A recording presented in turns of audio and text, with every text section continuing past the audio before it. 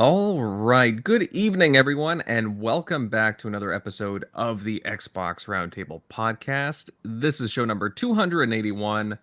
I am Invader. Hey, you know me by now, right? And naturally, it is great to have you all here with us tonight. We've got lots and lots of things to catch up on from, well, the past 2, 3 weeks, something like that. Lots to go over. Studio Obsidian recently put out a documentary for their 20th anniversary while dropping some interesting little tidbits regarding Avowed. We'll get into that right off the bat first. Also, Killer Instinct is back. We'll discuss what's coming with the big update announced for the Xbox Series consoles.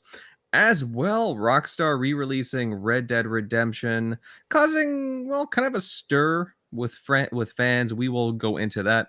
Plus, hey, some more stuff, right? We got to catch up on some news. But first, time to introduce the panel tonight. Starting off with Eric Shockley. Buddy, great to see you. How's it going? Oh, good. Glad to be back. Just gone through some rough family stuff this past few weeks. Just everything hit all at once from all different sides of my family. So everything's kind of settled down and hopeful we're okay going forward. But it's just been a rough couple of weeks. But glad to be back and get to talk about Xbox gaming and get into these topics today. So get my head off all the bad stuff over this past couple of weeks, but glad to be back. No, of course, Eric. And hey, we're always glad to have you back on the panel. You're a key part here. And hey, I hope that things are going pretty well at your end now because, we all, that all happens to everyone, right? Surprises always come up. But, that's just life just can be like that at times, right? But yeah, great to have you on tonight. Moving on, we have Crusader. Buddy, great to see you as well. How have you been? I've been pretty good. It's been real stressful with work because we're handling a high school that lost their IT director and school's starting, and it's a mess. But like we're getting there. But I've been playing Mass Effect 2. I finished. Started Mass Effect 3 again. But I've been playing a bit of Halo Infinite of all things, and I got to tell you, the new season it's pretty good. It's where I would say the game should have been at its second season with like a little bit more content than that. But like they dropped something like 10 maps, including Forge maps, but 10 maps into matchmaking, and the Forge maps are so good. Gotta recommend people go back and check it out. All right, good to know. Good to know. Yeah, I do have to check out some Halo sometime. Once I get a little more settled in here, I will definitely give it a check out. Yeah, love me some Halo. Moving on, Centurion Pal, what's up?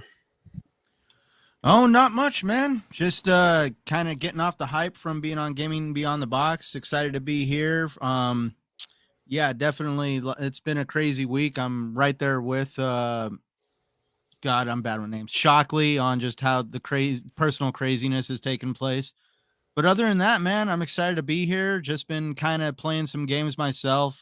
Still kind of grinding away at Wild Hearts and Elder Scrolls Online, but took a little bit of a break and played Remnant from Ashes. That was actually a really fun game.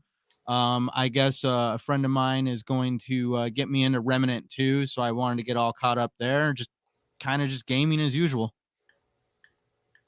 No doubt. Yeah, I know a lot of things hitting you as well, and glad things are a little more up on the up now. And again, life can be a little crazy at times, right? It's always unexpected. We don't wish for these things, but at the same time, hey, glad you're here now, pal, and can't wait to have some discussions with you. Just for all you know, in case you hear some purring in the background, some meowing, and some other things, I recently got 2 kittens, and they are a little bit of a handful. One is currently making a ruckus playing with toys, so just in case you hear some stuff in the background. Next up, GeneralMLD, buddy. What's up? Hey, yeah, I'm doing pretty good. Yeah, it's been a good week in gaming. I just knocked out a few games on the old backlog. Finished Warhammer Mechanicus, amazing turn-based game. Plays like XCOM but with Warhammer. Then I tried on Game Pass Serious Sam Siberian Mayhem. Never played a Serious Sam game before, and this is like a standalone expansion, so it's like 5 hours. Damn, I now know what a horde FPS like feels like. That game just throws hundreds of enemies at you at the same time, and you're just constantly like backtracking and firing frantically, hoping you kill everything before they get you. So that was a fun time. So yeah, here I am now.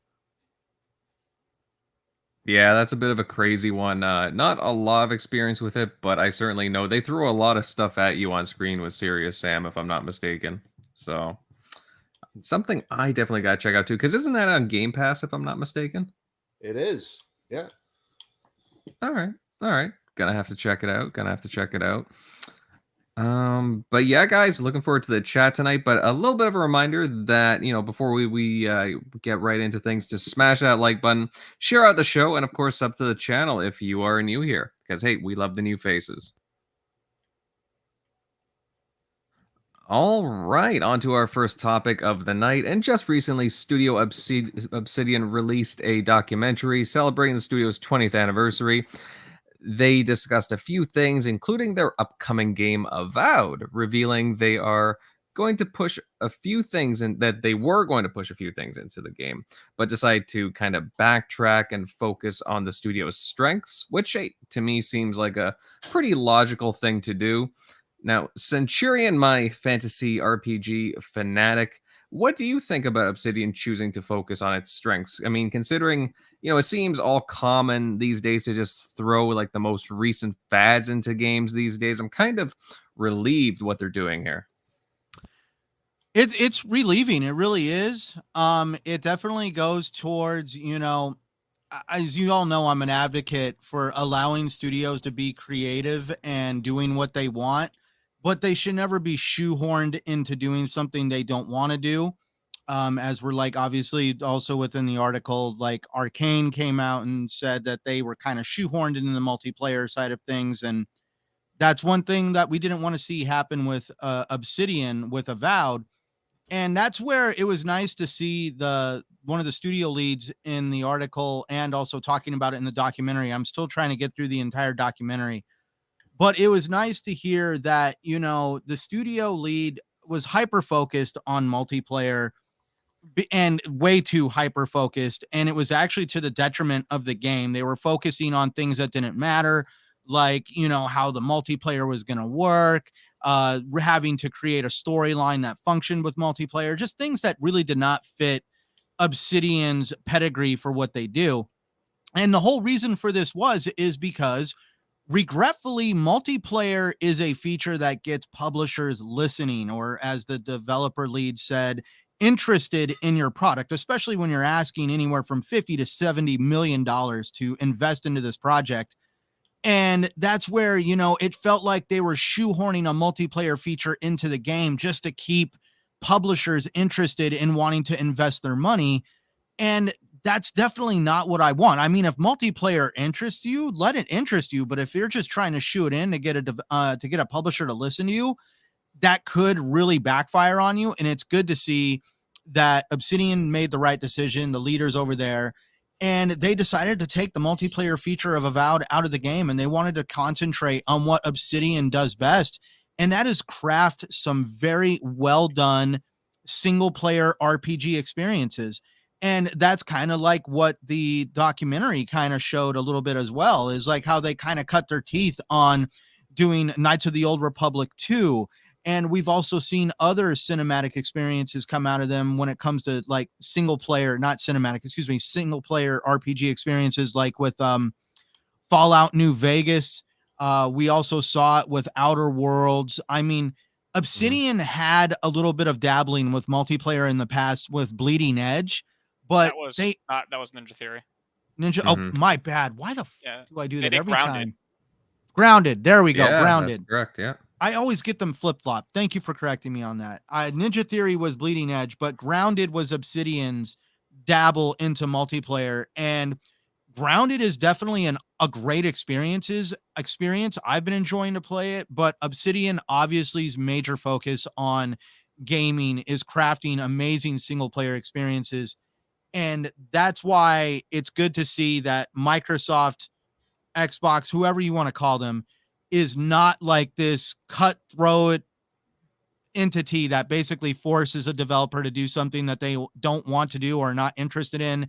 They allow a certain amount of creative freedom, and that definitely is playing in Obsidian's favor. I'm looking forward to Avowed, but also what I really enjoyed was what I've seen from the documentary so far, especially the first episode, was just learning the grassroots of Obsidian, of literally how it was a group of friends that all worked at a developer together, and they just didn't like the way things were going. They lost access to the Dungeons and Dragons IP, and they weren't able to craft the games that they loved to craft. So these guys like just all up and quit their job at this developer and all came together and decided to move into one of the main guys' attics of his house.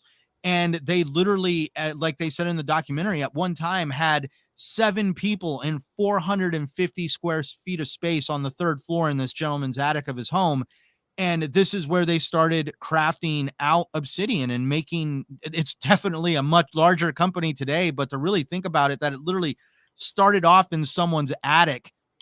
And one of the lead developers even made a joke about how when they were doing Knights of the Old Republic 2, they had 2 individuals fly over from BioWare to give them the code and the stuff they needed to do Knights of the Old Republic 2, because Knights of the Old Republic 1 was just coming out. And he even made a joke. He was like, these 2 guys thought we were crazy because here they are showing up at some guy's house to start coding for a video game in the attic of the house. And it was completely asinine. And the guy thought it was funny as hell that these 2 developers from BioWare are just completely out of their element. But when you look at Obsidian now, you actually can see that Xbox not only got a very pedigreed developer, but a very passionate developer that is just going to do nothing but strengthen Xbox's portfolio, especially in the RPG genre. Agreed. And again, it just seems like a fad these days just to kind of shoehorn like a multiplayer element into one of these RPG titles, single player games. I mean, don't get me wrong, guys. Like, I want the developers to have the freedom to do what they want. And some developers have really cool ideas when it does come to multiplayer. I like multiplayer. And obviously nothing against it, but some games should just focus on certain elements, right? Especially with studios having certain strengths. I know a lot of people were kind of turned off when BioWare had announced their latest Dragon Age game, and yeah, when there was talks of like co-op in the game, people were kind of not too thrilled about that, to say the least. That's where it gets to be a flaw when you're just trying to tick off a box on a checklist. Like, yep, multiplayer's there. Pretty much. And I don't want it to be a checklist kind of a thing, right? I want it to be naturally there because the developers want it there.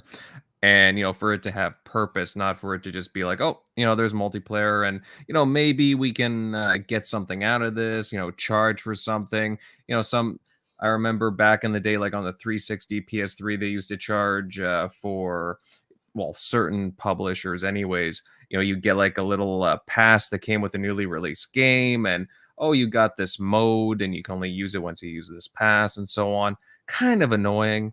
I kind of hate that stuff, but not very consumer friendly. GeneralMLD, pal, you got any thoughts on this? I know you're, a fan of what Obsidian's been doing recently. Very interesting documentary. I thought Centurion went over it pretty well. What do you think of them just kind of being like, hey, we're gonna play to our strengths, and you know what, we don't need multiplayer in our game. Well, I mean, they're being very transparent, which is always a plus. That's always nice to see. And I've always liked Obsidian. These guys are, one of the best in the business. And since joining Xbox, like, you can really tell, like, they're doing these like a bunch of things that when they want to do. Like Pentiment was a passion project. Grounded was them just like trying something different. But and we're going to see Outer Worlds 2. Like people say, Outer Worlds 1 was great but limited by its budget. But I feel like Outer Worlds 2 will be a step up. It'll be like Obsidian Unleashed. But Avowed, I think, is the real baby. And I'm really glad that they're part of Xbox now, because yeah, as it was said before, being independent, they kind of had to, bend the knee on certain topics. They couldn't really make the game they wanted to make. You got to pitch shoehorned in co-op or multiplayer kind of features, just to get funding for it. But now they're making the game they really want to make, and as Xbox fans, we should praise that. We should all be excited. These guys have made some of the best RPGs of our time, and it's only gonna get better from here, because I feel like their true strengths are characters and factions, and they emphasize that in the documentary there, and that's just them at their best. Like Fallout New Vegas, like your companions and what they say to you, how they react to your choices, the factions, the nuances of all of it, how the factions interact with other factions. Like it's all very personalized. It makes you feel like this is your game, this is your playthrough tailored for you. That's really where Obsidian shines, and especially their choice and consequence it's up there with like the best in the industry, I would say. So if they're going to prioritize that for Avowed, hey, I'm all in. Like that's it. I'm good. I'm there, because they said that they're going to scale back the scope of the landmass. They're going to make it more like Outer Worlds. Now, Outer Worlds was a bunch of hub worlds, but I feel like if you put all those hub worlds together, that's still a lot of space to cover. But they're gonna instead of focusing on that, they're gonna do what they do best, which is the RPG elements. And that I feel like can only be done if they were owned by Xbox. So I'm excited. It's 2024. Can't come soon enough. And these guys, Obsidian, these guys are just on fire. Like these guys just crank out game after game. I don't know how they're doing it, but they're doing it. And I feel like it's gonna keep going from strength to strength. Yeah. Mm-hmm. Yeah, and I agree with you. I mean, I really enjoyed the Outer Worlds. A little too quirky at times, but I enjoyed it, and the worlds were very nice. Not too big, not too small, but I really like the environments that they tailored for the game. And yeah, I mean, so far I'd actually argue they've been probably the best developer that they've picked up in recent years. I mean, Grounded, while, a very small title, turned out to be, I don't know, quite the hit for what it is. And they want to continue working on it for as long as they can. Outer Worlds, very good game. And Avowed just looks very interesting. I got to admit, I'm very captivated by what they have going on. I can't wait to play this game. Hopefully, we get a proper release date in the near future, other than just 2024, but looking forward to it nonetheless. Let's see, Shockley Buddy. I don't know if you got a chance to look at the Obsidian documentary, but what do you think about this whole thing about Obsidian coming on being like, you know what, we're gonna try a few things with multiplayer, and we were just kind of experimenting, but it didn't work out for us. We're not gonna shoehorn it in, and we're just gonna stick to what we usually do, which is single player RPG focused games, none of this multiplayer stuff. What are your thoughts? Yeah, I think that's especially what we've seen lately or recently from Arcane with Redfall, and them trying to do like that. When they first announced Redfall, I was hesitant when they mentioned, like, when Phil was like, "Hey, you can play it with beat it by yourself or play it with friends," and I'm just like, I'm already. I mean, we'll wait and see, but I'm already like hesitant on it, just because sometimes the quality can dip there when you're trying to like get all different platforms working on a multiplayer game. We saw a lot with how Destiny struggled to kind of maintain that, and they had it was definitely lower tier on their narrative coming from like a Halo. So especially coming with Obsidian Avowed, something they're really good at with their deep RPG mechanics and just building a world, that you kind of like engrossed around you. And they've definitely nailed that with all the past games that I've touched. So, and I've never gotten to play New Vegas, but here it's like narratively like the best one that Fallout's from that series. But it's good to hear that they didn't go that route. Just to focus, at least get this first one out the door, just from Microsoft's perspective of like, hey, you just acquired them. Hey, their first game out. Well, I guess not their first game out, but their first big game under you is, has this co-op or multiplayer or whatever attached to it, and then it comes out to be like, well, what we saw with Redfall. That was like the first big Bethesda game, and just the optics of that just wasn't good. It was like, hey, here's Bethesda's first big game, and then and it's one of the worst reviewed triple or first party games this year, or the worst one. So it's good to see them just stick to what they're mainly good at. Maybe on obviously it's a new IP, so it makes sense to do that, but maybe on a smaller tier project, kind of like how they did with testing out with Game Pass with Grounded. Like maybe do that and kind of build with the community and kind of get their they already kind of were, I guess, testing out the water with co-op there, because you can play with other people. But it's just good that from what we've heard about this game from the start, if they like later down the line were like, hey, there's co-op in it, like they showed it off this past E3 after like we didn't hear anything about that, and people were already kind of like pissed about the look they put it on in that CG trailer, even though that wasn't gameplay. So, but they did kind of give us a look of like, hey, it's going to kind of look like this. And then the art style kind of looks like slightly a little bit different. But technically that first one was in gameplay. So, won't get too mad at them there. But what people come to play is their, deep RPG mechanics, kind of like how a lot of people were really excited for Baldur's Gate to come back. Just something that it still kind of gives you like that freedom to do what you want, gives you even more options than I guess big games like Bethesda still gives you that, but I guess they've kind of gotten away in a few areas where some people have critiques on. So I think that's something that Obsidian still gives Microsoft a really deep hold of like the Western RPG. But yeah, I'm kind of glad to hear that. And it would have been cool to see what it was, but I mean, technically Xbox first party already kind of has that with the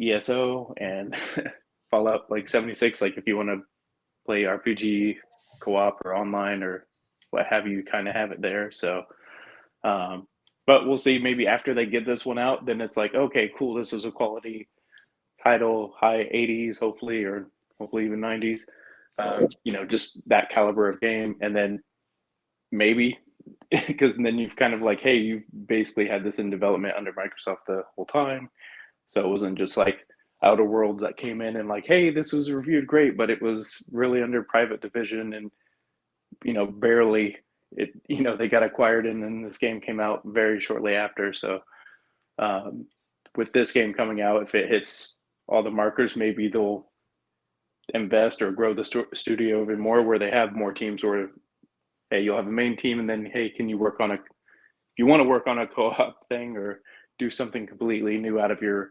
wheelhouse, here's more of a budget, here now you can at least maintain what you're known for and build a team that wants to do that. So if you have part of the devs that want to go and do that, they can build out a team, and they have enough people that are passionate about that, they could do it. Kind of like what we saw from games like Pentiment that was said, hey, they would never even made the game without like Game Pass or without funding that they would have gotten from Microsoft. So but we'll see. I'm definitely excited to get to play it, especially when they whipping out those dual pistols. I did not expect that from the first CGI trailer.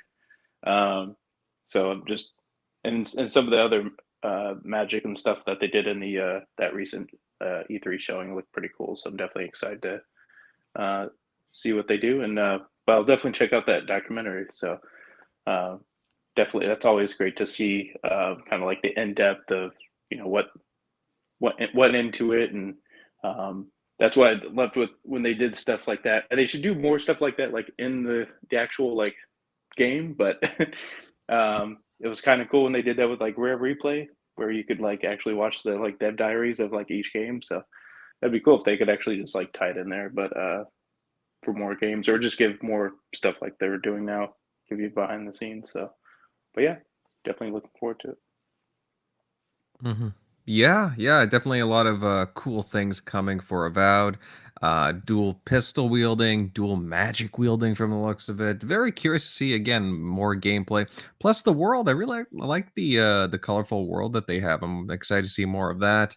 But yeah, agree wholeheartedly with you, Shockley. It's I don't know, Obsidian's looking like a really good pickup for Xbox right now. They do some experimental stuff, but at the same time, I don't know. They can do plenty when they got enough backing behind them for sure. That stability. Now, Crusader, I know you've been waiting patiently. What are your thoughts here? Because the documentary they released was pretty cool for their anniversary. Definitely some different bits of information there. But yeah, what do you think about them just choosing to kind of stray away from the whole like multiplayer trend in games and just focus on, well, what they're good at? Yeah, so the fact that they say that like this is what we're good at, this is what we want to do, fine, that's awesome. I will say after right now, I'm staying out of the Baldur's Gate 3 from playing it because I desperately want to, but I know I'm not going to be able to finish it by the time Starfield comes out. And boy, howdy, do I want to play Starfield more than I want to play Baldur's Gate. But like, as soon as I finish Starfield, I'm probably going straight into Baldur's Gate, skipping both Alan Wake 2 and Assassin's Creed Mirage, which that's also going to kill me because I want to play both of those games like a lot too. But Baldur's Gate 3, the reason that was the D&D game that they lost the license for, and that's why they formed Obsidian, right? Baldur's Gate 3 was the famous. Basically, everyone has always wanted to make a Baldur's Gate game or at least they did for a long time. And with Baldur's Gate 3, it is literally tabletop Dungeons and Dragons as a game. Like you can play it with 4 people just like that. And part of me is a little sad that like it's not going to be a Pillars of Eternity game like that. Does that make sense? Because Avowed is in the Pillars of Eternity universe. It's just a first-person game in Pillars of Eternity instead of it being the isometric role-based That's correct. game. And so part of me is a little sad, and this is just a small part. Like I'm going to play Avowed. I've been waiting for another first-person RPG that plays, akin to like Skyrim since Skyrim came out. There hasn't been one, right? Like there hasn't been an RPG like Skyrim since Skyrim, and that's what like the Outer Worlds is Obsidian's take on Fallout. I don't think that's a controversial take or statement to say. It is, it's their take on like what they would make with like an original IP with that, and Avowed is going to be their, kind of like their Skyrim. But part of me is a little sad that it's not like a D&D campaign-esque thing, because really Larian's the only company that makes those on the market, that makes like the load up an actual campaign with your friends, because like a lot of co-op games, right, it's kind of the host is the only one that matters in the game, right? Or you're farming in a game like Borderlands, right? And it's kind of sad that like we're not getting a Pillars of Eternity style like co-op D&D style campaign, like a true competitor in that field, because like the only one that exists is Larian. So I do really I do really like I'm happy that they are making the game that they want to make, though, right? And I would rather that than create a game like someone else. But it is a little sad to hear that there won't be something like that. I'm not going to lie. But I really like that Grounded is going to get like eternal support as long as they'll let them support it. That's Mhm. awesome. And I like that, basically what the studios want to make is what they're going to make. And at the end of the day, that's the most important thing. The absolute most important thing. And there was another section of the interview. It was basically like how rushed they were to make the like the vertical slice and everything for the game. That like basically it was nonstop until they got picked up. Mhm. And I love dev diaries like this. There's not a lot of studios that do them like this. Bungie does them. Obsidian did this one excellently. Ninja Theory does them a lot, and they're really good. I wish we would get like more of this, because like not only is it devs talking, but it's devs talking honestly and like talking about both successes and failures and things like that. And we just don't get that a lot. So like I loved that about this interview too. That they didn't really hold back anything. They just talked about everything about the studio. Well, it's interesting learning about the hardships, right? Because not everything is so easy in the game industry, marketing, and so on, business overall. So, we only know about a lot of the good stuff, not so much the trials in between. Right. And a lot of people forget too that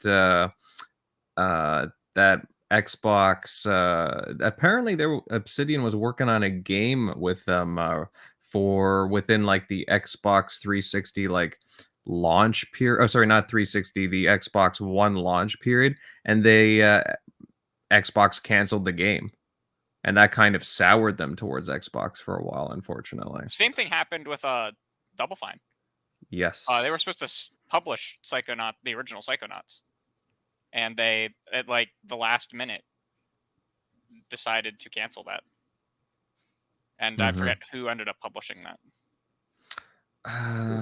Yeah. Wasn't it? I think it was Majesco, if I'm not mistaken. It could have been, yeah. Yeah, that sounds about right for the time period. But I mean, either way, just kind of cool learning more. I really hope to see more of these from Obsidian. Actually, I would love to see them from all of Xbox's studios. Personally, I wish that they would promote them more, because there's studios that there's games that I would just love to learn more, especially like Compulsion's game, for example. But hey, we'll see. I'm pretty sure that we're gonna have a pretty big Gamescom. For everything I've heard, Gamescom's gonna be really, really, really big for Microsoft. They're going all out. Apparently yeah, it's that's their right. biggest booth they ever put up there. Yeah. So, you guys think there'll be any new announcements? There might be some updates on stuff. I don't think we'll get a new game announced. I can't see it just because Starfield is like the game, like within the next couple of weeks. So I can just see it literally launches that weekend. Like it launches like right after Gamescom. Yeah, like, I'm hoping that because they're going to have Stalker 2 there. The optimist in me says December, but if not, like early 2024. So Stalker showed up, and like again, that's an update on a game. I would, if that is an expectation you have, that you're expecting to see Stalker, which Tom Henderson, I believe, reported that Stalker is going to be there. So like that's a fairly good report on that. I wouldn't, that would be something I could absolutely see there. And that like a release date actually leaked on the PlayOn store. PlayOn used to be Koch Media, one of the Embracer Group things. Stalker had a release date leak on that for December 1st, which is not a typical placeholder day. Normally placeholder days are like the 31st of a month, or they are specifically it's usually the end of a quarter. So December 1st and not a 31st is very interesting. Yeah, that would be a good cap off to the year. That would be interesting. And also, I heard the guys who made the Metro trilogy, they're going to be there too. Yes. And I'm a big fan of the Metro trilogy. Loved all three of them. I'm hoping. I mean, it has been 5 years since Exodus. I'm hoping for the next one, because Exodus did leave it on a bit of a bit of a hope for a sequel. Yeah, it what? Because Exodus came out in 2019, 18, I think. Yeah, 19, I Well, they believe. did do the massive overhaul to it, which was no small feat of Right. anything with the enhanced edition. I mean, that was one of the first games to release with full ray traced visuals, where like every light in the game is a ray traced light. Correct. So I don't know, that had to have taken a lot of development resources. So I don't know where that puts other games that they'd be working on, but it would be really cool to see another Metro game. I love the Metro games. Yeah, no, I really like them too. Damn, actually, now that I think about it, I gotta finish the DLC for that. Damn. Oh yeah, so do I. Soon. The Sam DLC, the American. Yeah. Yeah. It was pretty good. I did that this year. Nice. Damn. Yeah, I gotta get it. It's fairly good. Damn. All right. I'll try and get into that later on this year. Let's see here. Oh, we have Angel Azrael 7 with the $3.17 super chat. Thank you very much there, Angel. He says, great show, dudes. Heart. Oh, thank you, buddy. Much appreciated. Thank you for being in the chat. We really do love you being here. It's always greatly appreciated. Guys, any more thoughts on the Obsidian documentary? Yes, no? All right. We'll move on to some other stuff. But guys, everybody in the chat, it is great to see you here. We really do love the energy, love the stuff going on in the chat. And if you're enjoying the like our own banter tonight, then please smash that like button. Sub to the channel if you're new here. We'd love for you to stick around and share this out on social media. Let everybody know that we are currently live. All right, guys. Next up, some very exciting news. Killer Instinct is making a bit of a comeback. It's getting a 10th anniversary update that includes a few balance tweaks, improved matchmaking, and 4K support for Xbox Series consoles. That's pretty nice, nothing bad to eye at. Now, GeneralMLD, what do you think of this news? I mean, considering fans have been waiting for the fighting franchise to be improved on current-gen consoles. Oh, it's definitely good news for a number of reasons. Now, it's hard to believe this game is already turning 10 years old. It doesn't feel like 10 years old. Oh, man. But I gotta say, it's pure fan service. It's a great fighter. It's very accessible, but it has a high skill ceiling because I'm not that great at fighting games. I want to be, but I'm just not. But my main is Riptor. Like he's like the Raptor guy. And later on, I like the Arbiter as well when they added him in as DLC. And I gotta say, I held my own online. The game's amazing. There's lots of like tutorials and ways to and accessibility options, and just the Killer Instinct in general. It has like a fighting roster. No other fighting game really seems to match. Like you have like a werewolf, you have a raptor, you have like what's it called? The stone character. Either way, like a fire entity. Like all these archetypes that are just so wacky on the surface, but it just somehow works. Like it's actually balanced, and with this balance update, it'll be even better. Now, granted, I do know that back in the day, it launched with only 6 characters, and it got better as time went on. But unfortunately, a lot of people kind of like moved away from the game before it really hit its peak. Like when it really got a great roster, I feel like a lot of people just moved on from the launch version of the game. I feel like this would be a good reintroduction. So anyone that does experience the game now, they get to experience everything all at once, and it's amazing because it has a pretty sizable character selection right there. But I'm glad it's free. I feel like if it was anybody else, they would charge for it. But Xbox, they have a habit of doing these things like free of charge, like these little updates that other ones would slap a remaster sticker on it, kind of thing, But yeah, right. We'll talk about that later on in the show. But I feel like they should also do a proper Series X relaunch, like do a physical release, relaunch it on the store under a Series X label. I don't think they're doing that, but I feel like they should. Like it would get more eyes on the game. It should have a Series X label. Huh? It should have a Series X label when it comes out. Oh, Any yeah. game that gets updated specifically for the Series X has one, except for like one version of the Outer Worlds. Okay. Well, regardless, I feel like even a game like a physical version, something like that, just to show that, hey, the game is, hey, it's out there. It's like a relaunch kind of thing. But yeah, regardless, I'm glad they're doing it. The optimist in me thinks that this is being done to pave the way for a sequel, which I feel, yeah, it's been 10 years. Like there have been rumors over the years that they're contracting out another dev, possibly in Japan. We don't know who it is. Right? What? Bandai. Oh yeah. That is the Namco was the working rumor. rumor right now. But yeah, I'm hoping that's happening, and this will be a good way to gauge interest and get it back in the spotlight. And it deserves that because it really like it was really stable. I find like its netcode was just solid. Like a lot of fighting games, they're plagued with like lag online. This game did not have that whatsoever. It was smooth, and even years later, I had no trouble finding a match with someone. And yeah, I don't want to rant too much, but I'm glad they're doing this, and I'm glad that they haven't forgotten about Killer Instinct. It's a great IP, and I hope they use it more in the future. Mm-hmm.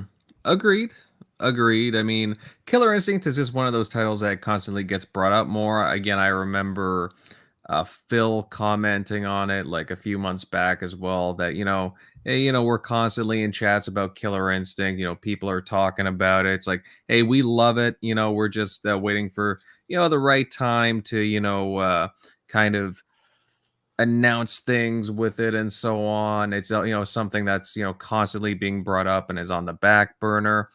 I find it such a unique franchise for Microsoft. It's a reliable fighter. It's very unique to what it is. MLD, you talked about the archetypes. I totally agree. And me personally, I mean, it's more than just the fighting too. I just like the atmosphere of the game. The soundtrack is absolutely awesome. You know how many songs I have of it on my phone. Oh, great soundtrack, especially to work out to. But yeah, just overall, it's fun. And I'm not even a huge fighting game fan. I just find it really easy to get into. It's accessible, but at the same time, the hardcore guys, they know how to. Some of those characters, oh man, the skill is amazing. Now, Centurion, what are your thoughts about this? What do you think about Killer Instinct kind of, making a sort of comeback here on the series consoles? Because, this is kind of exciting. Again, I'm not like the biggest fighting game fan, but Killer Instinct is always something that it just really brings me back. I used to play it like even in the arcades back in the day, and I was never very good at it at all. You got some balance tweaks and so on, 4K support. I don't know, what are your thoughts on all this? Well, for starters, I'm right there kind of with you. Like, I remember playing the game back in the day on the arcades, but I never really got into it on console. As a matter of fact, I even have a hard time even getting into like the Mortal Kombats and the Injustice. I play for like the stories. I'm not over here like playing competitively or just wasting hours and hours in beat 'em ups and fighters. But when it comes to what Iron Galaxy has done with the Killer Instinct franchise, they've definitely shown that when you care and nurture for a franchise for a very long time, that you can keep the fan base engaged and excited to always play that product. And that is where, in my opinion, Xbox does what Xbox does best. And again, like it kind of goes like with what they did with Obsidian, like with Iron Galaxy, they have allowed a certain amount of creative freedom, and Xbox has always been willing to just kind of let developers do their own thing. And as we can see that they have supported this game for a very long time. Everybody thought Killer Instinct was like in the past, and now here we are once again having another resurgence for it. Like GeneralMLD said, if this was anybody else, they'd be charging for this. But this is where Xbox is the home of value at this point. Like if you are a gamer on a budget and you don't have a large amount of disposable income, Xbox is the place to be because they really respect a consumer's place in the ecosystem, and they provide a lot of value in the ecosystem without you having to consistently shell out a lot of money. And this is why I choose to play a lot of my time on Xbox, is because of reasons like this. And it's just great to see that once again, Xbox is doing what they do best, and that's keeping old games alive. Like, they don't want to see stuff kind of fade into non-existence like you do on other platforms. I know Xbox has games that aren't around anymore, but Xbox has done a damn good job of keeping gaming alive generationally as best as they can, way above, far and beyond other competitors. And just Killer Instinct is just yet another example of this. All right. I know I Again- don't play Killer Instinct. I wish I could go more into detail on it, but I don't play Killer Instinct, but that's just because I'm too busy playing that, you understand. I certainly do, my friend. I mean, again, I'm not, even the guys in the chat too, a lot of them aren't big fighting game fans, but I think a lot of people are like, yeah, you know what, I played a little bit of Killer Instinct, and yeah, you know what, I really enjoyed what I played. I just can't do the whole button mashing thing. It's, again, there's a certain skill there that I just don't have. I'm good at shooters, some RPGs, racing, a few other things. But other people, man, they just focus on RTS nonstop. And I just find it very interesting watching the competitive fighting scene too. I can literally, I used to watch like Maximilian Dude play like a Killer Instinct nonstop when it first came out back in 2013, 14. I'm like, oh man, oh man, you certainly know what to do with those characters. Wow. It's insane. Let's see here, Crusader, but I mean, it's kind of nice to have Killer Instinct back. I mean, again, I'll say it again. I'm a big fan of the franchise, even though I kind of suck at fighters. But again, for nostalgic reasons and just for a healthy variety of an ecosystem for Microsoft, I'm happy that they're continuing this. What are your thoughts with them updating it for this series consoles now?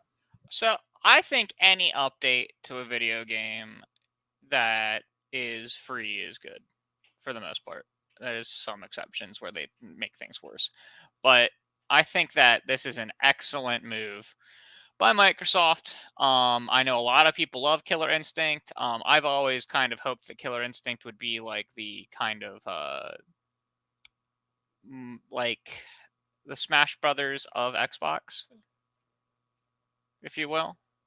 I'd always kind of hoped that it would be because they did all that crossover content. Because isn't GeneralMLD in it, and the Arbiter, and is there any other characters, or is it just those two? It was just those no, it's two. Battletoads. Oh, Battletoads yeah. were in it? Yeah, okay. Because like I would love for like a Killer Instinct fights like Xbox, right? Or a Killer Instinct fights Microsoft or something like that. And you get characters from like a bunch of different games. I'm not the biggest fighter guy. About the most you can get me to do is play Smash Brothers. I like the arcadey style, not the more hardcore fighting games, which Killer Instinct is closer to say your Mortal Kombat or your Street Fighter than it is to say like Nickelodeon All Stars Brawl or Smash Brothers, which I prefer. I mean, and I say prefer. I don't even really like to play those, but you can get me to play those more often than not. So like, I'm not particularly like, yeah, this is super exciting for me personally. It's exciting for me personally because they're giving a damn about old games, right? And we'll talk about a little bit about how you properly give a damn about old games and how you don't properly give a damn about old games in a little bit. But yeah, and part of me is like, is this a sign that they are moving towards making another Killer Instinct, or is it a sign that they want to kind of reboot this Killer Instinct and start putting new content into this one? I don't know. Because how much does the game need to evolve rather than just taking what they have here and upgrading it significantly for today and then just using this as a base and moving forward? I don't know. I can't answer that question. Mhm. But like that's an interesting thing to think about, right? Like, could this be the basis for the future of Killer Instinct rather than we're actually getting a new one? I don't know. I like the concept of like a game as a platform. Like Halo MCC, I love because they launched it and then they added 2 more Halo campaigns to it. In my opinion, I would have liked to see Halo Infinite and Halo 5 launch inside MCC instead of outside of it, personally, as optional downloads. Because like all of MCC is optional downloads. You can pick and choose which campaigns you download. You can pick and choose which multiplayers you download. So like the concept that like this could be the future of Killer Instinct, and they're just going to take this game that they have and move it forward. I like that conceptually. That's why I like the Assassin's Creed Infinity concept. The whole Assassin's Creed as a platform thing. I also like conceptually. But yeah, it's very exciting news. It made a lot of people happy. I was not expecting it. It's kind of hilarious that they announced it at Evo. I mean, Evo is like the biggest fighting tournament, but it's also owned by PlayStation. That's correct. PlayStation. Part of it does make sense to announce it there, and Evo is kind of like. And to be fair, Evo is kind of like Bungie or what Activision Blizzard will be, or how Mojang is treated, where like it is a separate entity. Like they have Smash Brothers tournaments there, don't they? Like it is bigger than just PlayStation. But it was I thought it was funny that I didn't hear any other news out of Evo except for Killer Instinct is coming back. I was like, okay, this is cool. But yeah. So yeah, great news. I mean, if I had to guess, I mean, I want to say that some of the rumors of, for example, a few months back, we were hearing that they were shopping around Japan. Again, you had brought up Bandai Namco, possibly them taking over the reins of Killer Instinct. I think it was who was it? Special Nick said that he thought it was Bandai that was doing it. I want to say it was him. Possibly, but I do remember that Phil was kind of going around there too, and that was one of like the big reasons as well. Sure. So I would say, I don't know, it's a possibility. I mean, they do have some pretty good fighters, right? So yeah, and I mean like the most of the outside of NetherRealm, most of them are out of Japan. Arc Systems. Arc Systems, the one that makes Guilty Gear, I think. Guilty Gear, yeah. So Arc Systems. Bandai has a studio. Capcom has their Street Fighter team. Yeah. Well, it just makes sense. Arc Systems making one would be kind of sick. Well, I think it's very doable. Xbox Publishing, these guys are on fire lately, especially with what else they got in the pipeline. Like whatever funding they got, hey, they're using it. No, agreed. Looking forward to what they got cooking up. Shockley, buddy, what do you think of this whole, again, Killer Instinct making a little bit of a comeback here, getting this big update in the works with the improved matchmaking, balances, and hell, 4K update support for the Xbox Series consoles? What do you think about that? Yeah, it's definitely great to see. Just because we haven't heard anything about, a word of Killer Instinct, so it's good to see them putting more effort into this IP, even though it's not announcement of Killer Instinct 2 or something a lot of us have been asking for. Maybe that'll come down the line. Maybe this is kind of a step in that direction because they've probably had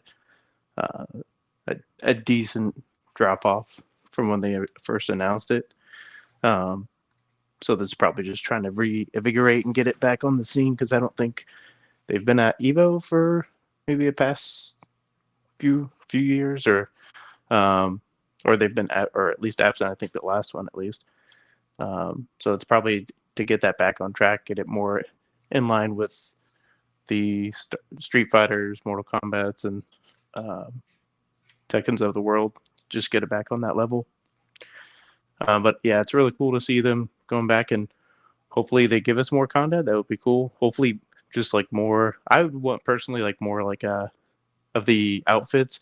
I was kind of cool when they did like the retro outfits, but they only did like the retro ones from like the original and not like Killer Instinct 2, which had some of the cooler outfits. Like I'm a big Orchid player, so I grew up on Killer Instinct. Well, mainly Killer Instinct Gold, which was basically Killer Instinct 2 for the N64. So her outfit in that one was pretty dope.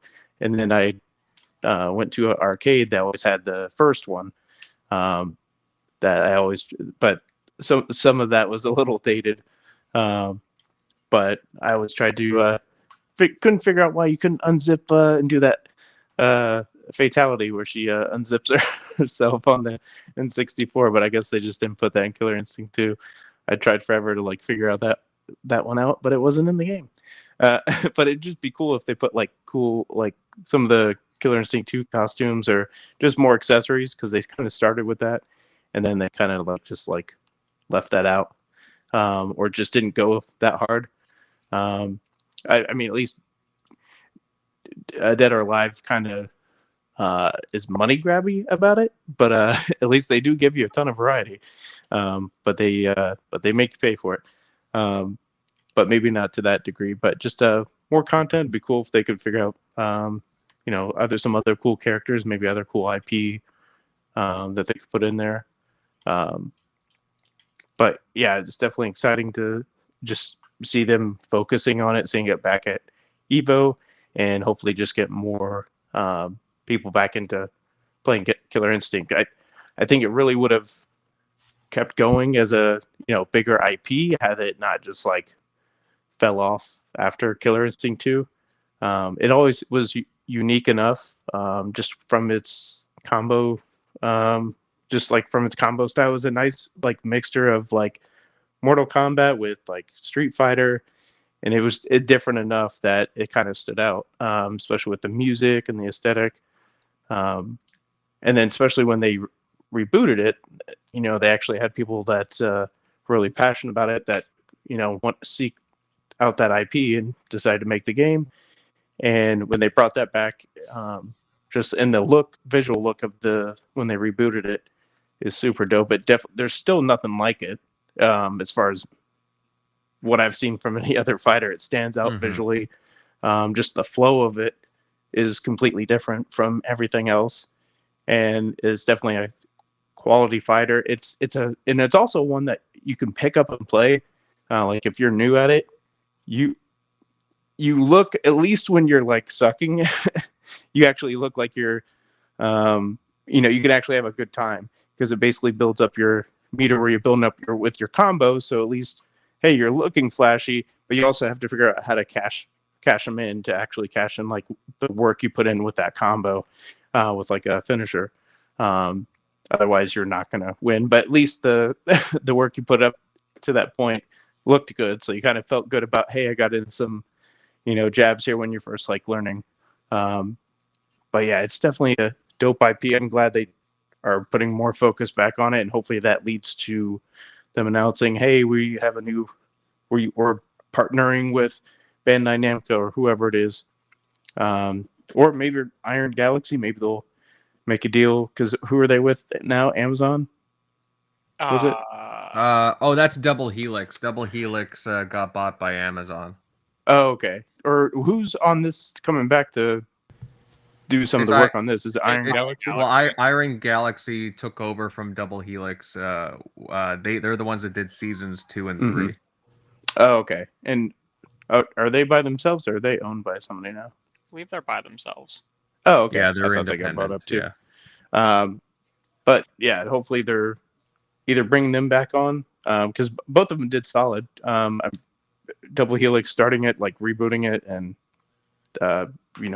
setting the foundation, and then when they left, it was like, oh crap, where's this going to go from here? And then Iron Galaxy, made a solid game out of it. That I did not expect them to I mean, it was hesitant. I was hopeful when they first announced it, and the way Ken Lobb was saying they were gonna, hey, you give us, $20, we'll give you, this amount of 8 fighters this season, and we're gonna like literally build the game.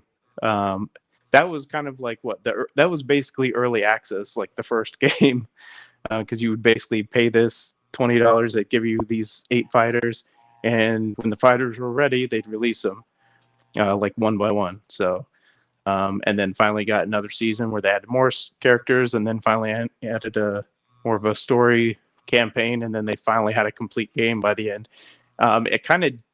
That's what kind of like did the IP wrong. Maybe it would never happen had they not done it that way. Maybe they had to like start little to even get funding for it, and like, hey, you have to at least test this before we're putting any more of just backing or funding behind it. But it kind of did it wrong, because then the whole Metacritic thing, this should have been the final product, probably been a high 80s fighter, but since you just had that first impression when they first released the game, it was bare bones, just kind of like how Street Fighter V got completely panned when it first released, because it was super bare bones, and then it was quality by the end, but by that point that Metacritic score doesn't change, so it kind of got a bad rap on that end, and that kind of like gave a sour taste, where they could have released it a few years into the Xbox One life, and it could have been a big seller to move some other titles. So I don't know, but hopefully this leads to good things and more Killer Instinct, because it's definitely an IP they need to keep going, just with like all the other fighters. It's unique, and Xbox needs to understand that, hey, they're the only first party console maker that has a legit just AAA banger quality fighter that the people that play, the people with some of the biggest channels that play like these fighting games that have big followings, have this game on a high pedestal. So just like from the fans and the fighting community, you're the only one that has this one, this legit quality fighter. You need to like literally put the work in, and don't let it just like die out and just wither away because you just abandon it entirely. So hopefully this leads to better things, and hopefully we'll hear news or either more expansion to it, or hopefully a Killer Instinct 2 down the line. So hopefully soon. Agreed. And well said there, Eric. Honestly, yeah, I want more Killer Instinct, but we'll see what the near future has in store. This is always a good sign, though. Hey, they're interested in doing some things and continuing with it, so I'd say that's some good news. Any other comments, guys, before we move on? Yes, no? So yeah, to clarify, you guys said Iron Galaxy is as of right now independent? I thought they were. I think. I thought both of those devs got bought out. Yeah, I thought Double Helix was taken, but Double Iron Helix Galaxy was also not available. Yeah, Iron Galaxy is Iron Galaxy. So here's the thing about Iron Galaxy. Iron Galaxy is like questionable. Well, like, they did really good work with whatchamacallit? Like really good work with the seasons that they did of this. Mm-hmm. But they also are known for doing really bad PC ports. Yeah, and they really bad. They're the ones who were responsible for the Last of Us PC port. Oh yeah. And aren't they the ones chat says they did Rumbleverse as well? Yeah, they did Rumbleverse. It was one of their only original titles. And they put not good. Then it shut down. Yeah. And there was another game they put out a couple of years ago. Was it called like Extinction, I believe? Yeah. That's why it's amazing that Killer Instinct even finished with how it did. Just like, because I've never heard, has Double Helix done anything of note? I think they've been working on some of the MMOs. Okay. Because I they never really heard Amazon of has like 5 MMOs in development. Yeah, I think they're doing a New World, that one, I think. Okay. Because even building off of Double Helix, like they did a good job with the other characters. Didn't they pick up with season 2? Or was that, or is season 2 already out? Be when they picked up. No, they Yeah. did season 2, Iron Okay. Galaxy. So Yeah. Yeah, I think 2 that and was 3. dope. What they did, I think they made like the Maya character was dope, and I think that's where they picked up. Where they, I don't know if that was already in concept, but Not 100% sure about Or that, Maya. but I'm pretty sure that Iron Galaxy. I mean, sorry, Double Helix probably had some ideas that they passed on, but I think they definitely took over though, like the reins for a lot of the character designs. Yeah. Double Helix has done like absolutely nothing under Amazon. It's like Yeah. the last update on them is that they were purchased by Amazon. so weird. It's like It between seems the like two they of were them, it's merged like totally. they into made this Amazon. amazing first party fighter that should have never been probably as good as it was, and then just go back to who knows. Yeah. Iron Galaxy is a very like the good thing that Iron Galaxy has done is Killer Instinct. Like the season 2 and 3. Like that's like the good thing that you can quote to them. A lot of the other things is like they assisted with the Insane trilogy. They've assisted with 76. They ported Diablo 3 to the Switch, which was actually a pretty good port. They helped with the Spyro Reignited trilogy on PC, but that had issues. They ported Overwatch to the Switch, which is questionable. They did the Uncharted Legacy of Thieves on PC, which is all right. I know what they did. Oh, and they did Metroid Prime Remastered. They helped with that. Oh. They helped Retro Studio with that. They assisted. And I think they were behind a Kinect game. I know I'm going back here, but I kind of liked it, even though it kind of got received mixedly. What, Fighter Racketeer. Within? Yeah. No, Racketeer. Oh. I kind of like that one. But yeah, Iron Galaxy doesn't have the greatest track record, especially recently. So that's why I'm kind of interested to see if they would hand it off to somebody like Bandai Namco. It might be in better hands. But well, so like the interesting thing is they did do good content for it. Yes, so, like, and you're right. Like, yeah. My only concern is the visual update going to be actually any good? Well, it's just gonna be 4K. They're not like adding to the graphics. I don't think. Sure, and that's probably good. Yeah, or that maybe they should build it. I mean, it's hard to just build a studio, but like maybe they just need to seek out like devs that have, a track record. Like, okay, you've done this amount of games or you've been on this amount of projects, and seek out people that were super passionate about or currently super passionate about, the current Killer Instinct. I mean, that's who made it originally, who rebooted it, were people that were like super passionate about that game and wanted to make it, and then got it pushed through and got it made and from a basically early access style. So that's what they kind of need to seek out, and then maybe not just like ship off a job bid to somebody else, which might not be that passionate about it. Like, we don't want to ship it off to a dev that you normally makes other fighter games, but then it just kind of feels like other games. Like, if you give it to Namco, is it going to feel like trying to think of their Tekken? Trying to think of Yeah, Tekken. I think that's Tekken.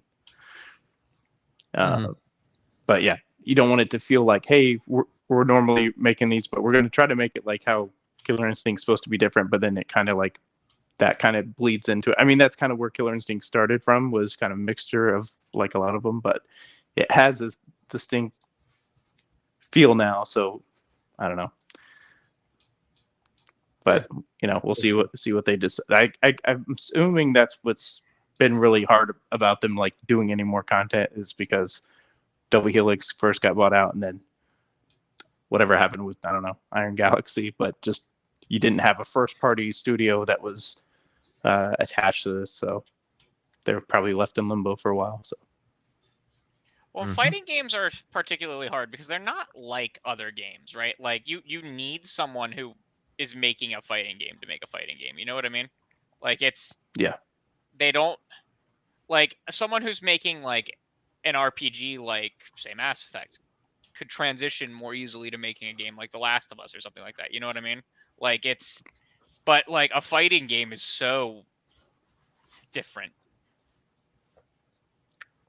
Yeah, it's very technical.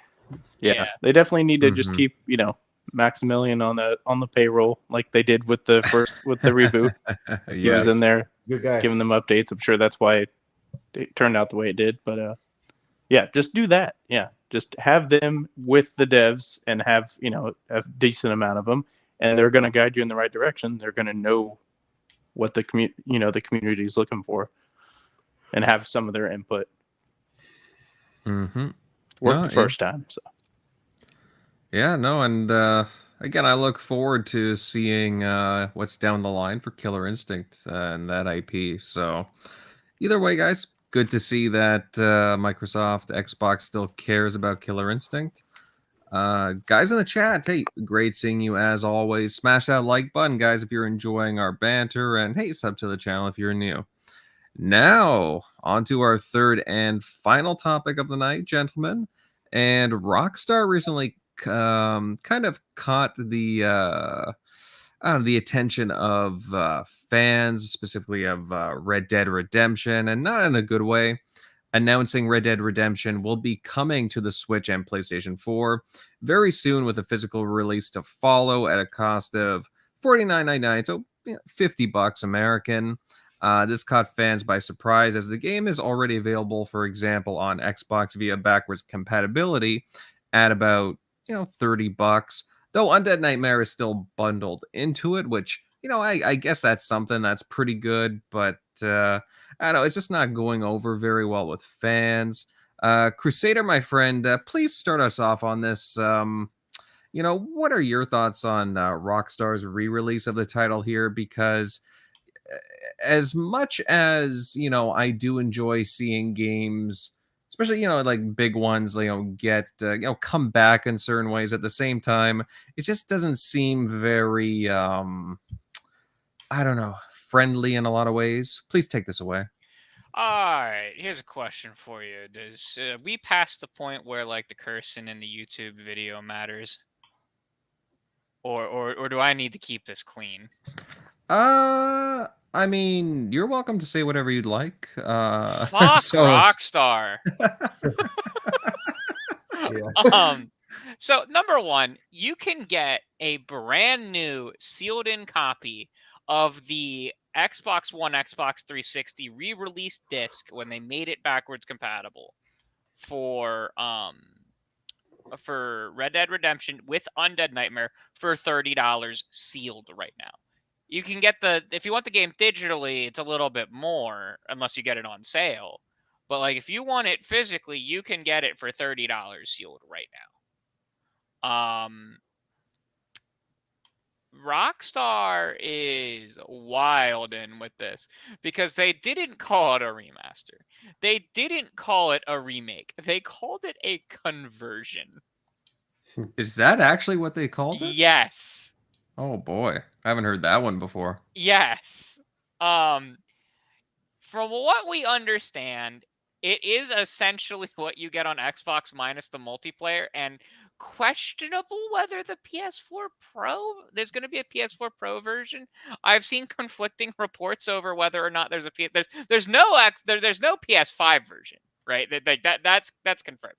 But there might be a PS4 Pro 4K upgrade.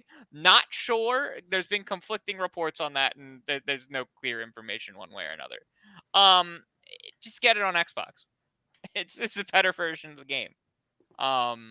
Granted, the multiplayer is just kind of swarmed. I hopped in to check. It is just kind of swarmed with hackers nowadays, but it is still just the better version.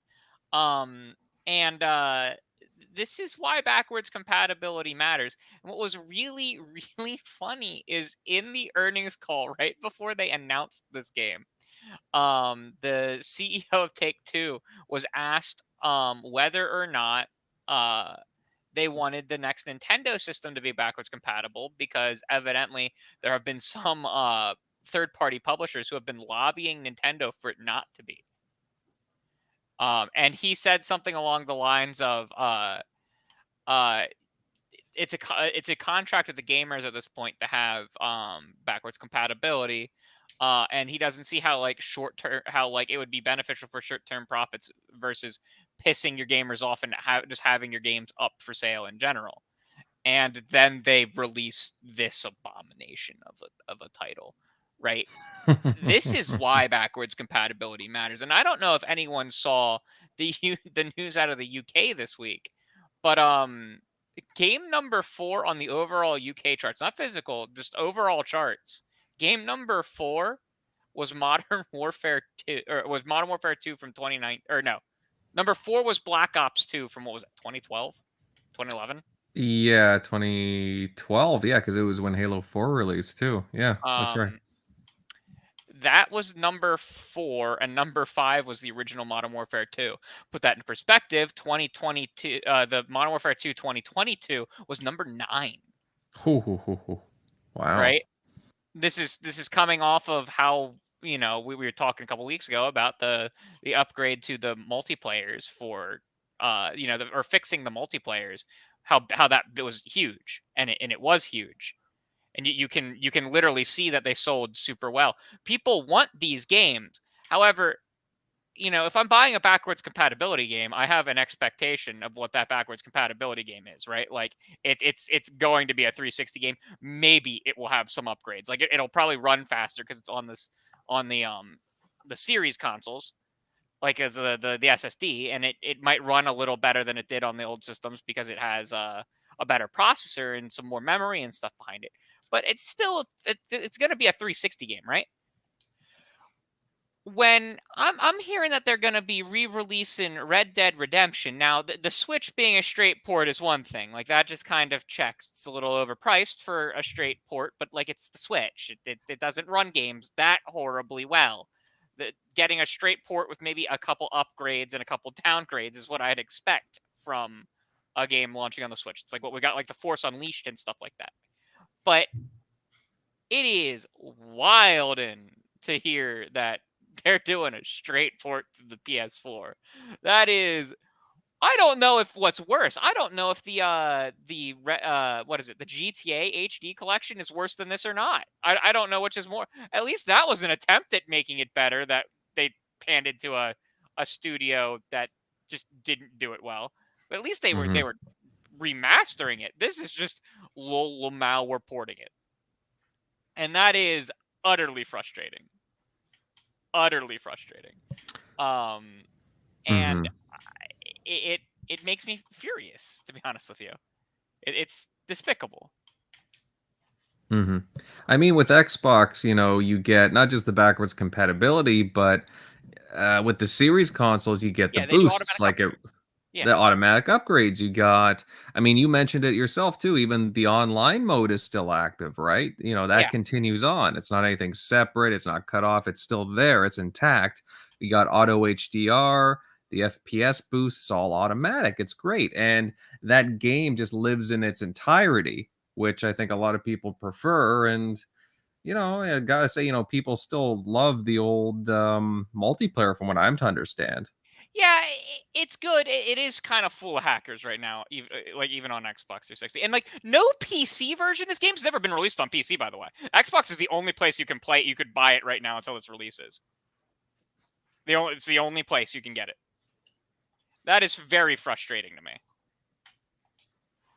to me. Because Rockstar just doesn't care about their back catalog, which is really frustrating because Rockstar has an excellent back catalog of games. Well, I guess it's been very easy for them to sit on a lot of their titles and only release one game in the past generation. One game last generation. That was Red Dead Redemption 2. And then re-releasing it and updating it. And well, they haven't re-released or updated Red Dead Redemption 2, which is also a point of frustration with a lot of their fans. Oh, true. Yeah. Yeah, they haven't done things that players want them to do. They've basically only focused on GTA, and even then, only kind of. It's just utterly frustrating that they just. And me, some people put it into Red Dead Redemption 2's engine. I'm like, no, you don't need to do that. You just need to re-release it. You need to up its frame rate because they're not upping its frame rate. You need to make it 4K and bundle the DLC together. They're asking for a wild in price for this for $50 too. And then they were like, it's in line with what we'd expected. I'm like, In line with what? You're selling this piece of content right now for $30 on Xbox. Well, what do you mean? It's in line what you'd expect from them after. You're right. It's in line GTA what I'd expect 3. from Rockstar. You're right. Or GTA trilogy. Oh my god. I feel like they think they can get away with it though. Yeah, On some they level. will. That's the worst part about this. They will get away with it. And you know, we've seen other games. Like I'm not mad about the Switch is whatever. I think it should be $40 on the Switch. But like that's what I'd expect from a Switch port. Like, am I wrong in thinking that? Like, the Ezio collection on Switch is nothing to like write home about. It is a game that is running on the Switch, and it runs exactly how you'd expect it to run on the Switch. Right. Yeah. It's not this. It is better to play it on Xbox or PlayStation. But it's there, right? So yeah, it's there. So this one's not on par with the Xbox version? So we're not 100% sure. It might okay. be it might have a PS4 Pro version, right? We don't. It has been very unclear because all of the screenshots that they posted on Rockstar's site have been in 4K, but the game ain't in a straight port of it would not be in 4K. It'd be 720p. And so the question is, what is it, right? Because they didn't call it a remaster. They called it a, what did I say? What was it? I don't know, conversion. Yeah, sorry, conversion. Yeah. Whatever the hell that means in corporate land speak. Yeah, I'm not even sure really what to think about that. Like, yeah, it's a re-release. Yeah, and it's not like players really wanted a Red Dead Redemption remaster. I personally really wanted a Red Dead Redemption remaster, right? I think some people on this panel probably did too, right? I can't be the only one. Yeah, I guess they figure you already have a remaster. It's called the Xbox One. It's still not 30 FPS, and like I want a re-release. I want an update for even if I got to pay $20 for it. I don't care. I want an update for Red Dead Redemption 2 as well at 60 FPS. Like there's more to be done to it. The Xbox version is great, and I'm happy we have it, but it's not like there's a lot of Xbox 360 games. It's like really great that they got the upgrades and everything on the 360, but I really would just like a re-released version of it with proper, not using Hutchie upscaling and using proper native rendering. No, this doesn't have the multiplayer? No, this does not have the multiplayer. That is correct. So it does not have that. What about the undead? It has it does have undead. Oh, okay. I was about to say it has all of the DLC packs that were released for it. Yeah, which is something, I suppose. You know, it is nice to have that, but not the online. So it's just Rockstar being Rockstar, falling from grand heights. Yeah. Where's my Bully remaster, buddies? Come on. What is it? Crazy Taxi? The game? Midnight Club. I thought there was a game called Crazy Taxi that they made. Maybe someone else made it.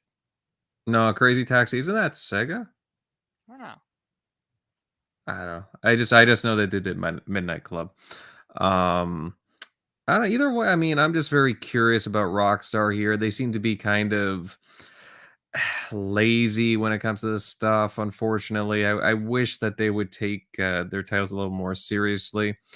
Like ML upgrades, one thing, right? Like $10 upgrades for the games, what's one thing, right? Like I don't like that, but that's one thing. This is corporate cartoonish money grabbing. I'm done now, but yeah. No, and I understand. I certainly understand your perspective on this, Crusader. Like, I'm not a fan. At the same time, I suppose I understand corporately. I understand, but not necessarily great for consumer. MLD, buddy. I mean, what are your thoughts on this? I mean, you know, I'm a fan of Red Dead Redemption, the original. Admittedly, I still have the second one on the back burner, but I don't know. I mean, to me, Xbox still has the real like remaster here with all the additions that you get for free. Like, what are your thoughts? Oh yeah, like I actually have both Red Dead Redemption games bought. They're like on the backlog for me. I really need to get to them. Like those like the last two remaining like big games that I haven't really played yet, and I need to. Like I want these games are awesome. So but I'm glad I already got the Xbox 360 upgrades. It's 4K, like off the bat. Like they figured it out all by themselves, and Rockstar couldn't be bothered to do even that.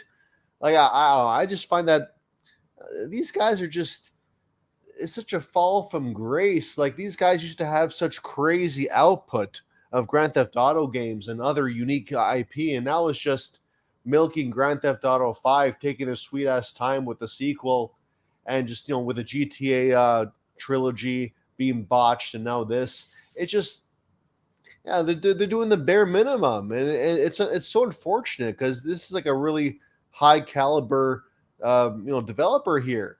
So it's just sad to read about and see. But again, this is like their loss, like PlayStation's loss, because again we're sitting pretty like off the bat, because if you want to buy it, it's $30. If you already own it, you get the 4K like automatically. So we win off the bat there. But it just, again, like coming off Killer Instinct, like they do that stuff for free, and this stuff, like they charge $50 for what? Like just a re-release? Because what, PS3 isn't backwards compatible, so you just make it on PS4 so it can actually be played by current consoles? I mean, okay, but don't charge $50. I mean, come on. Even throwing an Undead Nightmare, like it just doesn't cut it. And it just seems sleazy and a little scummy. Like you can do a little better than that. Like if the Xbox engineers can get 4K out of this, like try something like that. Like, because apparently this game is 1080p. Like just 1080p. Like, oh my, it's crazy. It's crazy. I don't understand it at all. So I just hope people don't respond to this. Do not give this game your money. Like just let your voices be heard. Like just vote with your wallets so they can actually put some effort into this stuff next time. So I just hope we don't see a growing trend like this. I hope we see more of what Xbox is doing, like like free upgrades, good PR. Just if you do good work, people will come, and I feel like that should be the lesson we should be learning right now. So that's my 2 cents. Yeah, and looking in the chat, Thimber brings up a good point. Quake 2 remaster, $10, day one Game Pass. I mean, you could say apples to oranges, but at the same time, it's Quake 2 remaster. It does have extra levels added to it, and they did add in a whole bunch of other features, if you wish to use them in there, that are very handy. And it has the N64 version too. That's correct. Yeah. I'm playing that right now, actually. Like recently, it has like 3 expansions. One of them is actually new by Machine Games, so like new content as well. So they cleaned up the textures. Like they made it 60 frames, made it 4K, 8-player split screen. Because I guess like if you have like for 70-inch TVs out there, like you could actually still, you could see yourself pretty decently, I guess. So they did a lot, and even little things like there's like a compass marker that tells you where to go, because people complained that in the original game they always got lost. So it's a little things like that they didn't have to do. That and again they charge $10, like insane, and it's on Game Pass day one. Like that is the standard. No, I totally agree with you, MLD. Centurion, I know you've been patiently waiting to get into this one. Please, tell me what's what are your thoughts on this? I mean, I understand from a business perspective, Rockstar, they're milking some things out here, but at the same time, it just, I don't know, doesn't seem kind of nice towards the fan, in my opinion. But what are your thoughts on this? Well, I do have some thoughts. First off, right out the gate, let's just start with this. Just shows once again how, at least in my opinion, Xbox was really forward thinking with backwards compatibility and the preservation of games, and even building upon that with boosted frame rate and resolutions on certain titles. And this really kind of makes Xbox look really damn good, because as we all know, PlayStation has really been like a screaming petulant child when it comes to backwards compatibility. If they had their way, backwards compatibility would not be a thing. It almost feels like when PlayStation made the backwards compatibility for the PS4 to the PS5, it's like they almost said it with a chip on their shoulder, like, yeah, it's backwards compatible with PS4, regrettably. It's because, the idea of being able to paywall backwards compatibility. And that's where, we have been playing older, very iconic games for a while now on Xbox because of backwards compatibility and how revolutionary it's been. It's even changed the gaming industry as a whole. We're starting, I see all these people constantly making arguments over why are the older consoles still having games come out on them. Well, that's because backwards compatibility has become a thing. People really want to see games appear on their newer consoles. So it's kind of, you're going to see some blending. But going back to the argument, that's where I am also a little bit concerned because of what Take-Two is doing with the Red Dead Redemption or transfer, or whatever the hell you want to call it. I mean, dude, this is not a good idea. This is going to totally make Rockstar Games, Take-Two, whoever, really rethink. It's kind of like this is yet another nail in that. We all want Xbox to bring the backwards compatibility team back. We want them to resurrect it and keep making older games still viable on newer hardware. But I feel like this situation is yet another nail in the coffin for that ever happening, because now Take-Two, you're seeing them be like, oh crap, we allowed that game to be backwards compatible on Xbox. It's going to completely now overshadow what we're trying to do. It's probably going to tank sales. The only people this is probably going to appeal to are the holdouts that want nothing to do with the Xbox ecosystem, that are on PlayStation or a Nintendo Switch person. But everybody's championing it over on the Xbox side. And it's just like, well, if we wouldn't have made that game backwards compatible, we would now be able to charge for that game and not have to worry about sales, because people would eat it up because it's a Red Dead Redemption thing. And that's where also it's even more concerning is we've seen this happen before. And this is the like the business person inside me. To put it out there, I have actually gone toe to toe with the people I work for, and I have nearly gotten myself in some hot water, almost borderline questioning my employment, because I don't like price gouging customers.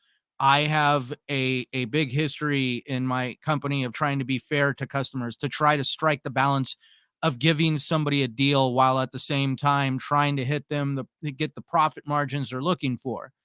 With Take-Two, I really do see, buy your old Xbox 360 copies of Red Dead Redemption as quickly as you can. Buy it on the store, because I really do see them basically pulling back on the availability of those copies, probably even stopping production of them, and making it to where this is the only version of Red Dead Redemption you're going to be able to get your hands on.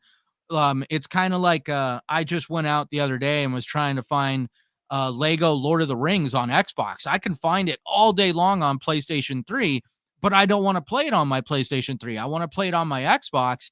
Dude, a copy of that game used is going for like $50 because you cannot find it for Xbox at all. Oh, and it's not, well, it's because it's backwards compatible and there is no digital version of it because of the licensing exactly issues. And that's what really concerns me is like, Crusader, do you really believe that Take-Two would just kind of still let the Xbox 360 version of Red Dead still exist? Or do you think they would probably start scaling back? To it. I don't know how that's. I just remember they've been selling it on the system since 2016.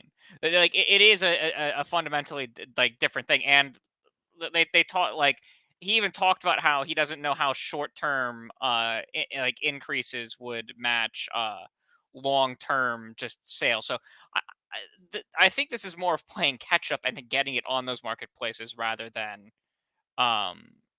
needing to change it here. And it honestly, like, people don't want to hear this, but Xbox just simply has less of an install base, so like it's not going to impact them nearly as much. I don't know. He- If Remember, they I gave was it the away business on person, Games of Gold. if I was the business person in charge and it was my job, regretfully, the business person inside me would start scaling back Xbox 360 titles.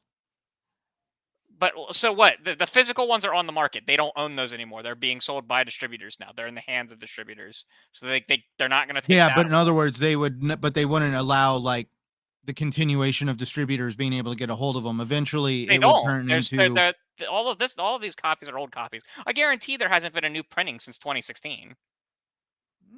I've seen some of them show up in the boxes now that say Xbox One, Xbox that's the Series re-release Family in the new 2016. boxes.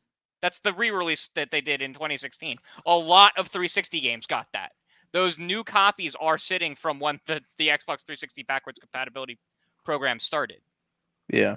I guarantee there hasn't been a new disc printed in probably since then. It probably only got one new run of printing. Like, you'd be surprised how many old games, even for the 360 proper, you can get sealed in box brand new. I bought all of the. I bought Sly Cooper, a bunch of PlayStation 3 games sealed brand new in box off of Amazon just recently. Heck, you can get old digital codes for stuff that's been delisted for a few years. And that's not Rockstar who's selling them. Yeah. They're all being sold by vendors that Rockstar has sold the physical throughput to. Right. Whatever. So those aren't going to be I'm removed just from saying, anything. like, from what I've seen with other Grand Theft Auto games and what Rockstar does, Sure, they delist them when they put them on. Like they tend to delist their games when like a new version comes out, but they're not releasing a new version on the store. That's the problem. There's a reason why it's not launching for Xbox. It's because it's the same thing that they have on the Xbox store. It's just like when like all of the new Kuni titles and like all of the things that they've been like these companies have been porting to Xbox. They're all coming out at like full price, and like it's like launching Ratchet and Clank Rift Apart at what was it, 60 on PC? Like these companies, a bunch of these companies are out of their minds with how they're pricing games when they put them on a new platform. It has nothing to do with it being on the other platforms. They'll leave them those prices on the other platforms. It's something that PC gamers see a whole freaking hell of a lot because of like games coming to them later. Especially like if it's coming leave from what you like want, but I'm just saying, I'm just putting it right this way. Rockstar Games Take-Two is a very money-hungry machine, and sure, I'm just saying, like, they're already charging $50 for a transfer of the game. So don't be surprised if one day in the future, a few months from now, next year, you get a thing that says we're going to stop the sale of this game on Xbox, and this is the only version of the game you're going to get. Well, here's the thing, like they would have done that now. No, they would have done it now when they did it with Nintendo and PlayStation. Yeah, I'm surprised they didn't because they did it and they just did it with Grand Theft Auto San Andreas with the HD remaster. They delisted San Andreas because they released a new version of it on the same store. If they release this game, if they bring this port and they put it on Xbox, then they will delist the old version.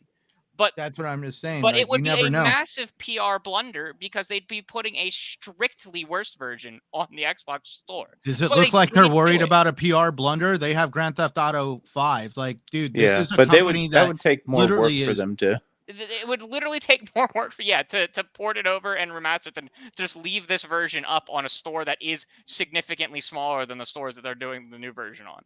Just how it is. And I think they did get pulling a lot of money already when they did the whole Xbox One X like enhancement, and people were like hadn't played it forever, and it was around the same time as it launched. The second one. It relaunched at 40. I looked it up. Mm. When they relaunched it on Xbox back when the Xbox compatibility program, the base game launched at 40 plus Undead Nightmare, which never received a discount at like what, $25, $30. Like they already did this to Xbox. That's why they're Although not. I think it was they'll do included. it again if they release a better version, guaranteed. Undead Nightmare was included in the $40. It was included in the disc version. It's not included in the digital version. I'm pretty sure it is because I just checked my buy manage. it? I was looking for it. I couldn't find the bundle. If you when you buy the game and then after you buy the game you check like manage this title and you can see all the downloads. The Undead Redemption Pack is it just included? The logo and not is the logo is Okay. just the regular Red Dead Redemption. It's just like an add-on to it. It doesn't have but I see, if you check in the store, there's a bunch of other Undead Nightmare ones. Yeah, there's a bunch of editions and you can't purchase them. Yeah, because this one is all. That's what I was looking for. I was like, wait, I don't think there is an Undead Nightmare in my version, but I checked the manage your content. The physical version definitely has both. It's surprising they didn't, because even Bethesda didn't. With the they delisted the BG or whatever, the Doom. It had like Doom 1 and 2 and Doom. I think Doom. Which I forget which one. If it was Doom 60, not Doom 64. I think it had Doom from the OG Xbox, all wrapped into one. They delisted that, and then they released those all separately. Same thing with EA. Right. They delisted backwards compatibility for Burnout Paradise, and then they re-released a remastered version of it. So they're not doing that. I guess that's the one. Not yet. Well, because they did have to end up relisting after the shitstorm that was the HD collection. They did have to end up relisting most of those games, at least on PC. I think they did San Andreas on Xbox too, but I'm not 100% sure on that. I know they had to relist a bunch of them on PC because people were like, "You delisted all of this stuff for this," and because like that was a PR shitstorm that they ended up having to correct. I don't see it with Red Dead Redemption unless they released it on here, because they're not gonna take the game off the store and replace it with nothing. They're just not. Yeah. Mm-hmm. Unless, well, all right. They'll do that if they had to worry about copyright music, but Red Dead doesn't have copyrighted music. I don't think, at least. Is this only digital, or is there what? Red Dead? No, the remaster. I have absolutely no idea. Oh, okay. The re-release right now, it's scheduled to come out digitally August 17th, but in a couple of months there will be a physical copy. Okay. Yeah. So I think that's also part of it. They don't want to bother releasing a physical, although devs have been doing that anyway to Xbox, not releasing a digital or a physical version. Yeah, that's something that including Microsoft themselves. Yeah, because Microsoft didn't do a release for Ghostwire. Ghostwire. Right? Did they do one for Deathloop? Probably not. I think so. They did. I think they did for either of Obsidian's games.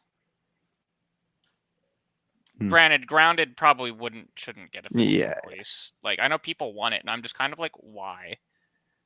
Like, there's one for the version you're gonna get but isn't gonna be the current version of the game. It's an ongoing game like Minecraft. Why would you want a physical?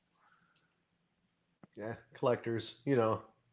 I mean, if I'm to be honest, I do kind of like the physical. It's just kind of nice to have, especially for like resale value personally. But like, what would it resell for? Like the game on disc, it'd be like wanting a physical copy of Destiny or a physical copy of like Apex Legends. Like, it doesn't.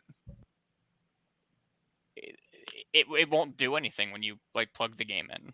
Yeah, I stopped after 360 because at least when 360 that you got all the, big like instruction booklet, and like it was a hefty. Some of those were like hefty like game cases, whereas now it's just like this flimsy, has a disc in there, sure, but.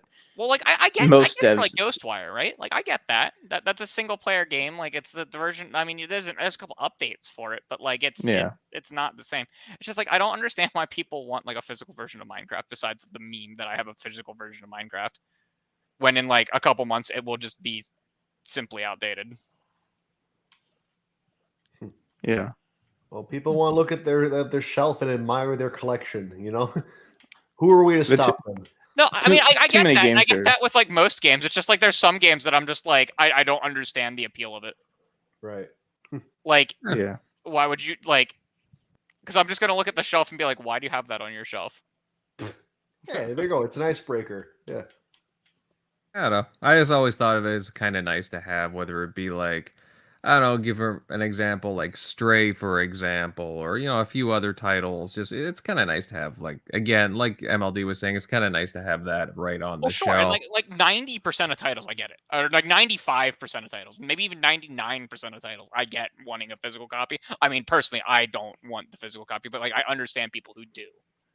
It's just like there's certain live service games that I'm just like I don't understand. Besides, I guess you want the art, but like you could also just make your own box and like not pay any money for the disc. True. I True. think even Fortnite got a physical release at one point. Well, because Fortnite was when it got a physical release, it was a very different game. It Oh, was for yeah. the Save the World edition. Right That at was the before beginning. it was like a live service battle royale. Yep, that's right. And then everybody forgot about that. Everyone forgot about it because like they didn't. I think as you support get it well. older, you also like care less about physical copies because it's just like this takes up way too much space in my life. And if you collect, I kept my 360 games. Eventually, it's just like this is too much. Yeah. And Because like I buy I'm physical not gonna- games for so if like, I'm gonna I can't get yeah, otherwise. But that's it. Yeah, that's another topic. But like try explaining to your wife, well, why you need all Why I this need more shelf shelves. space for game boxes instead of like decor that she wants. Like that's a whole other thing. Oh, I don't get into those arguments. I realize that. Eric, any more comments on this? Yeah, it just sucks to suck, I guess. Yeah, I mean, it sucks that they don't do backwards compatibility. It sucks they just completely didn't even try with the PS3. I mean, they did try when they would re-release a game like Last of Us on PS4, but so it was possible in some ways, but not. But yeah, like that, it's in many ways, it's just paying dividends, just like the gift that keeps on giving. Like that's just hilarious. How you can, even when they get delisted, you can go find the game. Usually, if it's not 50-cent blood on the sand, for cheap, God, and 50% blood in the sand. and pop that thing in and play. Like this Xbox is the only place you can play like all the Mortal Kombats. Well, technically you can stream, but when I tried to stream Mortal Kombat 9 on the PS3 to the PS through their PS Now at the time, it was pretty shitty. But yeah, it's the only place you can play natively all the Mortal Kombats from when they reboot from Mortal Kombat 9, because you can actually go out and buy the disc, pop it in. It's not, and actually, if you bought it digitally, people just automatically got it as soon as they announced backwards compatibility, which is hilarious because it was like years later, and after they had thought backwards compatibility had ended, they were like, hey, here's one last run. Oh, here's a game, that you bought years ago, and now you have it in your library. That part is just super dope. So I love when people get on Xbox with the whole, what is it? Them not respecting, because the games aren't all on disc. So if they're not respecting physical media, that they're not preserving, like how Phil was talking about preserving. But what he was talking about was access to games. So because that's what's actually going to preserve your history, not because the game was on a disc. Yeah, Panzer Dragoon Saga was on a disc. Cool. Got $1,200 to pay for it? Nope. Okay, well, no one's going to play it because you don't have access to the game. So it's all about access. That's what's going to carry on a legacy of your game or your IP. Not, hey, it was on a disc 10 years ago and good luck finding it or what have you. So, but yeah, it's just it's just great that they put in all that effort, and it's just definitely paying off for them. And that's the one good thing they've done, and that's hopefully that just continues to help bring more people into their community with Game Pass and all that. So it's just one, and hopefully with Activision, we'll get even hopefully another run. So Did you it's just see the whole update on the news article about that? mm-mm. Where like, so you know what's her face? The chief, like Lulu, I think's her name. Lulu, yeah. She came out and like put out a comment about one of the articles that was run about it and was like, these things aren't true. And people are like, well, why didn't you research your story more? And it's like, well, we asked Activision and they gave no comment when we asked them if this was what Hasbro was saying was true. Oh, about Transformers. Yeah. And so like evidently the copies just do exist, but like they aren't putting them on anything. So that's so weird. Hopefully. Yeah, I mean, I certainly can't wait to see what comes out of that. But I guess we gotta wait a little bit longer. Man, those Transformer games rock. At least the ones by High Moon, anyways. But all right, guys. I think on that note, we'll start to wind down things for tonight's show. We covered Obsidian's documentary, Killer Instinct's big update, and Rockstar Games, well, upsetting fans a bit. We covered lots of stuff tonight, and I hope you all enjoyed our chat. If you did, then please consider dropping a like, subbing to the channel, and hey, share this episode out across social media. I'm going to go straight into the outros. Centurion had to pop off, but of course he'll be back. Let's see who we got here. Crusader Pal. Hey, good show tonight. Where can everybody find you? Yeah, you can find me at Crusader3456 on basically everything. You can see me complaining about Destiny. You can see me complaining about some things Microsoft's doing. So it's a good time. Come and see me on X or whatever the hell Elon's calling it these days. All right. Good stuff. Yes. Lots of complaining all around. But hey, we got some stuff to look forward to in the coming weeks. All right, moving on down here. GeneralMLD. Buddy, hey, another solid show. Where can all these lovely people find you? Yeah, you guys can find me at MLD Ghost on X now, I guess, and Gamertag GhostMLD. So yeah, had a lot of fun. Looking forward to the next one. Yeah, agreed. Going on down to Eric Shockley. Buddy, hey, I thought you had some great input tonight. Where can all these good people follow you? Yeah, as always, you can find me at ShockNero on Twitter, EZShock on Xbox Live. But yeah, good show tonight. It was good to be back, and thanks for stopping by. All right, and to round out the crew, you guys can find my content on YouTube at Invader Gaming. I will be getting back into the thick of things, I promise, with content soon. Just kind of still setting things up, getting readjusted to the house I'm in, plus hardware-wise too, looking to update some things. But hey, I will be back on it. But again, really, really good time tonight, and we will look forward to seeing you here on the next one. Later, folks.